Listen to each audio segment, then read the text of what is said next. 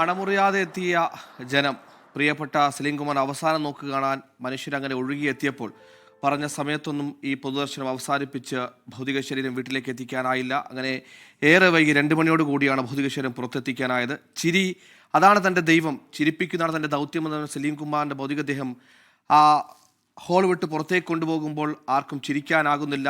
ഒരു കാലത്തെ, ഒരു മനുഷ്യായുഷ്കാലത്തെ ഇത്രത്തോളം ചിരിപ്പിച്ച, ചിന്തിപ്പിച്ച, ഇനിയും ഓർത്തോർത്ത് ചിരിപ്പിക്കാൻ എന്തൊക്കെയോ കാര്യങ്ങൾ ബാക്കി വെച്ച പ്രിയപ്പെട്ട കലാകാരൻ വിടവാങ്ങുന്നതിൻ്റെ വേദനയിലാണ് ഓരോ മനുഷ്യരുമുള്ളത്. അതുതന്നെയാണ് സലീംകുമാർ മലയാളോടൊപ്പം എത്രത്തോളം അഭേദ്യമായി ബന്ധപ്പെട്ട് കിടക്കുന്നു എന്നുള്ളൊരു നേർസാക്ഷ്യം ഈ ഒഴുകിയെത്തിയ ജനങ്ങളാണ്. അദ്ദേഹം ബാക്കി വയ്ക്കുന്ന ഡയലോഗുകളാണ്, കഥാപാത്രങ്ങളാണ്, ഓരോ ജീവിതാവസ്ഥകളാണ്.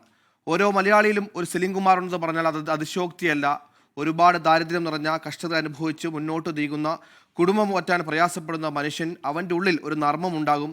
ആ നർമ്മം പലപ്പോഴും ഒരു സന്ദർഭം ക്രിയേറ്റ് ചെയ്ത് അവിടെ വലിയ ഒരുപാട് നീളമുള്ള ഡയലോഗ് പറയുന്നില്ല, അതിനപ്പുറത്തേക്ക് 1-2 വരികൾ മതി അവൻ്റെ ജീവിതാവസ്ഥയെ നർമ്മത്തിലൂടെ ജനങ്ങളിലേക്ക് അവതരിപ്പിക്കാനും തെളിയിച്ച മനുഷ്യൻ കൂടിയാണ്. അതുകൊണ്ട് തന്നെയാണ് സലീംകുമാറിൻ്റെ ഓരോ ഡയലോഗുകളും ഒരു ദിവസമെങ്കിൽ, ഒരു ദിവസത്തിൽ ഒരു തവണയെങ്കിലും ഓരോ മലയാളിയും പറഞ്ഞു വെച്ചു പോകുന്നത്. അദ്ദേഹം അത്രത്തോളം കേരള മനസ്സിൻ്റെ, കേരള മലയാളികളുടെ, കേരള മനുഷ്യൻ്റെ ജീവിതത്തോടൊപ്പം ഇഴകിച്ചേർന്നിട്ടുണ്ട് അദ്ദേഹത്തിൻ്റെ തമാശകൾ എന്നതുകൂടി നമുക്ക് ഈ ഘട്ടത്തിൽ ഓർത്തെടുക്കേണ്ടതുണ്ട്. നമ്മൾ പറയുന്നത് പോലെ ഇപ്പോൾ ഹുദാഹവ എന്നൊരൊറ്റ വാക്ക് പറഞ്ഞാൽ ഇത്രയും നേരം നമ്മൾ ചെയ്തതെല്ലാം വെറുതെയായി, പാഴായി, കഷ്ടപ്പാടൊക്കെ വെറുതെയായിപ്പോയി എന്ന് നീട്ടി വലിച്ച് നമ്മൾ പറയുന്നതിനപ്പുറം സലീംകുമാറിൻ്റെ ആ ഒരു വാക്ക് പറഞ്ഞാൽ മലയാളിക്കറിയാം എന്താണ് അവിടെ സംഭവിച്ചതെന്ന്. അതിനപ്പുറത്തേക്ക് ഒരുപാട് നേരം നമ്മൾ പരിശ്രമിച്ചിട്ടും സക്സസ് ആകില്ല എന്ന് ഉറപ്പുള്ളൊരു ടാസ്ക് അവിടെ നടന്നുകൊണ്ട് പോവുകയാണെങ്കിൽ ആർക്കോ വേണ്ടി തിളയ്ക്കുന്ന സാമ്പാറിന് ഒറ്റ വാക്ക് സലീംകുമാറിൻ്റെ ഒരൊറ്റ പ്രയോഗമെടുത്താൽ ആളുകൾ കാര്യം മനസ്സിലാകും. അതിലൊരു നർമ്മമുണ്ടെങ്കിലും അവിടെ ആ കഷ്ടപ്പാട്, നമ്മൾ ഇത്രയും നേരം ചെയ്തു വെച്ചതെല്ലാം വെറുതെ എന്ന കഷ്ടപ്പാടിൻ്റെ വേദന അവിടെ നിൽക്കുമ്പോൾ ആ ഒരു കഷ്ടപ്പാടിനെ ഒരൊറ്റ വരി കൊണ്ട് ജനങ്ങളിലേക്ക് എത്തിക്കാനാകുന്ന ആ മിടുക്കിൻ്റെ, ആ നർമ്മത്തിൻ്റെ, നർമ്മത്തിൽ ചാലിച്ചെടുക്കുന്ന ആ വരികളുടെ ഉടയോൻ കൂടിയാണ് വേർവിട്ട് വിരിയുന്നത്, മടങ്ങുന്നത്. ആ ഒരു സങ്കട കാഴ്ചയാണ് നമ്മൾ എങ്ങും കാണുന്നത്. എറണാകുളത്തിൻ്റെ പരപ്പിലാകെ, കേരളമൊട്ടാകെ ആ സങ്കടം അലതല്ലിയിരിക്കുന്നു. അതുതന്നെയാണ് ആ മനുഷ്യൻ അവസാനം നോക്ക് കാണാൻ പ്രിയപ്പെട്ടവരായ മനുഷ്യർ അങ്ങനെ ഒഴുകി ടൗൺ ഹാളിലേക്ക് എത്തിയത്. ടൗൺ ഹാളിൽ 1 മണിയോടുകൂടി പൊതുദർശനം പൂർത്തിയാക്കുമെന്നാണ് പറഞ്ഞത്. പക്ഷേ 1 മണിയോടുകൂടി അങ്ങനെ പെട്ടെന്ന് പൊതുദർശനം നിർത്താൻ പാകത്തിലുള്ള ജനങ്ങളായിരുന്നില്ല അവിടെ ഒഴുകിയെത്തിയത്. ഓരോരുത്തരായി ആ മനുഷ്യനെ കാണാൻ ഒഴുകി ഇരമ്പി എത്തുകയായിരുന്നു. ആ മനുഷ്യർ ഒഴുക്ക് തടയാനാകാതെ ബുദ്ധിമുട്ടുന്ന മനുഷ്യരെ നമ്മൾ കണ്ടു, ബുദ്ധിമുട്ടുന്നവരെ നമ്മൾ കണ്ടു. അങ്ങനെ ആ ഒടുക്കം 2 മണിയോടുകൂടി പൊതുദർശനം പൂർത്തിയാക്കി വീട്ടിലേക്ക് കൊണ്ടുപോവുകയാണ്. ആ വീടെന്ന് പറയുന്നത് ശരിക്കും അതൊരു സാംസ്കാരിക ഇടം കൂടിയായിരുന്നു. ഒരുപാട് തമാശകൾ ഉടലെടുത്ത, ഒരുപാട് നർമ്മങ്ങൾ ചാലിച്ച സന്ദർഭങ്ങളുണ്ടായ ഒരു വീട് കൂടിയാണ്. ആ വീട്ടിലേക്ക്, തൻ്റെ പ്രിയപ്പെട്ട വീട്ടിലേക്ക് സലീംകുമാറിനെ കൊണ്ടുപോവുകയാണ്. എല്ലാ മനുഷ്യനും, ഓരോ മലയാളിക്കും സ്വന്തം വീട് എത്രത്തോളം പ്രിയപ്പെട്ടതാണോ അത്രത്തോളം സലീംകുമാറും അത് പ്രിയപ്പെട്ടതായിരുന്നു. അദ്ദേഹം ഈ അറബിക്കഥ സിനിമ ചിത്രീകരണത്തിനിടയിലാണ് തൻ്റെ വീട് പണി പൂർത്തിയാക്കുന്നത്. ആ സിനിമാ സമയത്ത്, ആ സിനിമയുടെ സെലിബ്രേഷൻ ആഘോഷങ്ങൾക്കിടെയൊക്കെ, സിനിമാ സെലിബ്രേഷൻ ആഘോഷിക്കുമ്പോഴൊക്കെ തൻ്റെ മനസ്സിലേക്ക് വരും തൻ്റെ വീട് പണി കൂടിയാണെന്ന് പറഞ്ഞു വെച്ചതിലൂടെ വീടും അഭിനയവും കുടുംബവും ഒക്കെ അദ്ദേഹം ജീവിതത്തോട് എത്രത്തോളം ചേർത്ത് വെച്ചിരിക്കുന്നു. അത് വെറും ഒരു കൂടല്ല, അതിനപ്പുറത്തേക്ക് ജീവിതത്തിലൊരു വികാരം കൂടിയാണ് തൻ്റെ വീടും കുടുംബവും എന്ന് പലപ്പോഴും പല സന്ദർഭങ്ങൾ അദ്ദേഹം ഓർത്തെടുത്തിരുന്നു. അങ്ങനെ അദ്ദേഹത്തിന് ഏറ്റവും പ്രിയപ്പെട്ട അദ്ദേഹത്തിൻ്റെ വീട്ടിലേക്ക് അവസാന യാത്രയായി സലീംകുമാർ പോവുകയാണ്. പ്രജിൻ സികരൻ അവിടെ നിന്ന് ചെയ്തു. പ്രജിൻ, ഇനി വീട്ടിലേക്കാണ് പൊതുദർശനത്തിലേക്ക്, ടൗൺ ഹാളിലേക്ക് ഒഴുകിയെത്തിയ ജനങ്ങൾ നമ്മൾ കണ്ടതാണ്. അങ്ങനെ നമ്മുടെ പ്രിയപ്പെട്ട കലാകാരൻ അവസാനം നോക്ക് കാണാൻ ഒഴുകിയെത്തിയ മനുഷ്യർ, അവരോടെല്ലാം യാത്ര ചൊല്ലി. അങ്ങനെ ആരെയും, ഒരുപാട് മനുഷ്യരെ ചിരിപ്പിച്ച മനുഷ്യൻ, ആരും ചിരിക്കാത്ത ഒരിടത്തിൻ്റെ നടുവിലൂടെ വിടവാങ്ങുകയാണ്, യാത്രയാവുകയാണ് സ്വന്തം വീട്ടിലേക്ക്. പറയൂ പ്രജിൻ. തീർച്ചയായിട്ടും സുഹേൽ സൂചിപ്പിച്ചതുപോലെ തന്നെയാണ് ചിരിയോർമ്മ മായുന്നു എന്നുള്ളതാണ്. ഇപ്പോൾ എനിക്ക് പിറകിൽ കാണുന്ന ഈ ഒരു ഛായാചിത്രം, ഇത് നമുക്ക് പല കോണുകളിലായി കാണാം. നമ്മുടെ സ്ക്രീനിലടക്കം ഈ ചിത്രമാണ് നമ്മൾ കൊടുത്തത്. ഈ ചിരി ഇനി ഒരു ഓർമ്മയായി മാറുകയാണ്.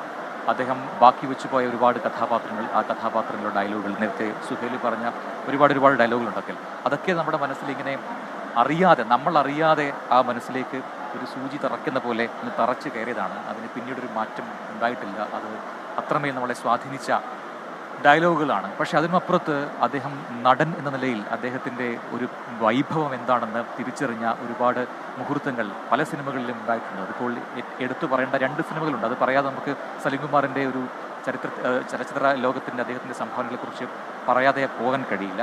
അത് ഒന്ന് അച്ഛനുറങ്ങാത്ത വീടാണ്, മറ്റൊന്ന് ആദാമിൻ്റെ മകൻ അബു. ഈ 2 ചിത്രങ്ങൾ, അതിൽ അദ്ദേഹത്തിൻ്റെ പെർഫോമൻസ് ഒന്ന് മാത്രം മതി. ഒരു ഹാസ്യനടൻ എന്ന ലേബലിൽ മാത്രം ചുറ്റിക്കെട്ടേണ്ട ആളല്ല സലീംകുമാർ എന്ന് മനസ്സിലാകാൻ. അത്രമേൽ ഡെപ്തുള്ള ഒരു നടൻ അത്രമേൽ ആക്ടിങ്ങിൽ അദ്ദേഹത്തിൻ്റെ ലെവൽ ആ സമയത്താണ് നമ്മൾ കണ്ടത്. അങ്ങനെ ആ രണ്ട് ചിത്രങ്ങൾ, അതിൽ ഏറ്റവും പ്രധാനപ്പെട്ടത് അച്ചടങ്ങാത്ത വീടാണ്. ആദ്യമായി ഒരു സംസ്ഥാന പുരസ്കാരം, മികച്ച നടനുള്ള സ്വഭാവ നടനുള്ള പുരസ്കാരം, രണ്ടാമത്തെ നടനുള്ള പുരസ്കാരം ആ ചിത്രത്തിലൂടെയാണ് സലീം കുമാർ നേടുന്നത്. പിന്നീട് നമ്മൾ കണ്ടത് ആദാമിൻ്റെ മകൻ അബു എന്ന ചിത്രത്തിലൂടെ സംസ്ഥാന പുരസ്കാരവും ദേശീയ പുരസ്കാരവും നേടുന്ന സലീം കുമാറിനെയാണ്. അതോടുകൂടി സലീം എന്ന നടൻ്റെ ഒരു ഗ്രാഫ് അത് വലിയ തോതിൽ മാറുകയായിരുന്നു. പക്ഷേ എപ്പോഴും തുറന്നടിച്ച് കാര്യങ്ങൾ പറയുന്ന സ്വഭാവമുള്ളത് കൊണ്ട് തന്നെ ഇതിൻ്റെ പേരിൽ അല്ലെങ്കിൽ തൻ്റെ എന്തിൻ്റെയോ പേരിൽ ആരൊക്കെയോ ചേർന്ന് മാറ്റി നിർത്തുന്നതൊക്കെ പരിഭവം പറയുന്ന സലീം കുമാറിനെ പിന്നീട് കണ്ടു. മുഖം നോക്കാതെ തനിക്ക് തോന്നിയ കാര്യങ്ങൾ, തൻ്റെ ബോധ്യങ്ങൾ അത് പറയുക എന്നത് സലീം കുമാറിൻ്റെ ശീലമായിരുന്നു. സൂപ്പർ സ്റ്റാറുകൾക്ക് വേണ്ടി പലരും പല വിട്ടുവീഴ്ചകളും ചെയ്യുന്നു സിനിമാ ലോകത്ത് എന്നതടക്കമുള്ള വിമർശനങ്ങളൊക്കെ അന്ന് വലിയ ചർച്ചയായതാണ്. അതുപോലെ തന്നെ രാഷ്ട്രീയമായി അദ്ദേഹത്തിൻ്റെ ബോധ്യങ്ങൾ അദ്ദേഹം തുറന്നു പറഞ്ഞത്. ആയാലും മാറ്റങ്ങളായാലും അതെങ്ങനെ വേണമെന്ന കൃത്യമായ ബോധ്യം അദ്ദേഹത്തിനുണ്ടായിരുന്നു. അതോടൊപ്പം തന്നെ കാർഷിക മേഖലയിൽ അദ്ദേഹത്തിൻ്റെ സംഭാവനകളെ കുറിച്ച് പറയാതിരിക്കാൻ വയ്യ. ഇതൊക്കെ ഉണ്ടെങ്കിലും എപ്പോഴും പറയാറുണ്ട്, നേരത്തെ എല്ലാവരും പറഞ്ഞ കാര്യമാണ്, രണ്ട് ആൾക്കാരോടാണ് തൻ്റെ ജീവിതത്തിൽ തനിക്ക് ഏറ്റവും കൂടുതൽ കടപ്പാടുള്ളത്. അതൊന്ന് തൻ്റെ അമ്മയാണ്, തന്നെ ജന്മം നൽകിയ അമ്മ. രണ്ട് ചിരിയാണ്. ആ ചിരിയിലൂടെയാണ് തനിക്കുണ്ടായ എല്ലാ സൗഭാഗ്യങ്ങളും ഉണ്ടായത്. ആ സൗഭാഗ്യങ്ങളെല്ലാം ഉണ്ടായത് ചിരിയിലൂടെയാണ്. അതുകൊണ്ട് ഈ രണ്ട് കാര്യങ്ങളോട് എന്നും എനിക്ക് കടപ്പാടുണ്ട് എന്ന് പറഞ്ഞിരുന്നു സലീം കുമാർ.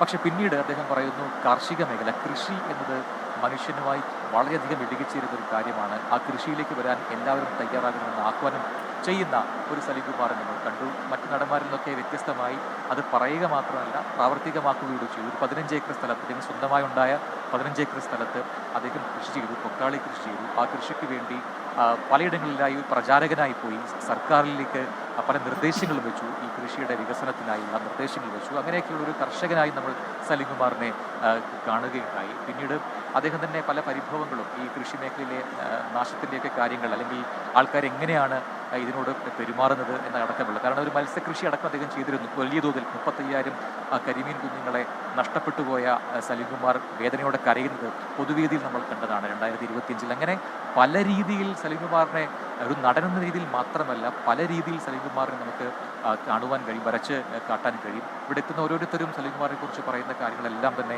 അത്തരത്തിലുള്ളതാണ്. അതായത് നമുക്കിപ്പം ഒരാൾ കൂടി ചേരുന്നുണ്ട്, നേരത്തെ സംസാരിച്ചിരുന്നു അല്ലേ, സലീം കുമാർ എന്ന് പറയുന്ന നടനെ, സലീം കുമാർ എന്ന പറവൂരുകാരനെ എങ്ങനെയാണ്? പപ്പയുടെ മെയിൻ കൂട്ടുകാരനായിരുന്നു. പപ്പയുടെ കൂടെ വർക്കൊക്കെ ചെയ്ത് നല്ലൊരു നടനൊക്കെ ആയിരുന്നു.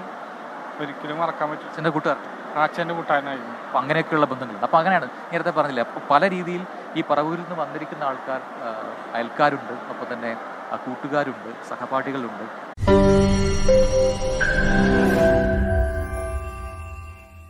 ലോകത്തെവിടെയായാലും ഏത് സമയത്തും 24 വാർത്തകളും ഓഗ്മെന്റഡ് റിയാലിറ്റി പാക്കേജുകളും എക്സ്പ്ലെയിനറുകളും വിശദമായി കാണാൻ ഞങ്ങളുടെ യൂട്യൂബ് ചാനൽ നിങ്ങൾക്ക് സബ്സ്ക്രൈബ് ചെയ്യാം.